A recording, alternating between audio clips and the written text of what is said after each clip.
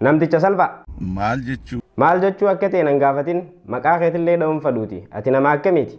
Agumaan nama jibbaa amantii namaa jibbaa kanaadha. Ati? Ani? Ati nama akkami?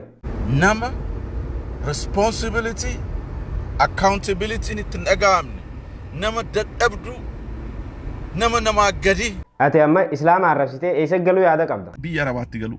Kaayasii waasaqticha namni akka keetii kun biyya Arabaatti maal godhaami? Ati hojiin kee maal islaam? Arabaaf hojjenna. Ati amma haala kanaan biyya Arabaa yoo deeyte eessatti akka siidhan ni beeytaa? Mana fincaanii keessatti, gola isaanii keessatti. Sanuu si xiqqaata akka keetiin. Jazba. Ati maaltu si keessa jirame?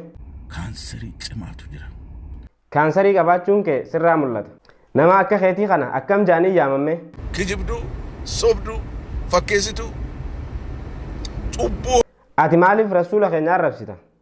Humnaa fi siyaasaan injifachuu yeroo dadhabee. Kaayasii tortora nama akka keetii kanaatu injifataa miti.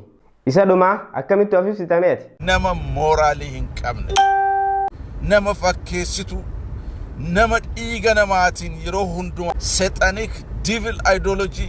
Kaayasii seeyxaana maal haasoytaa miti? Atuu seeyxaana.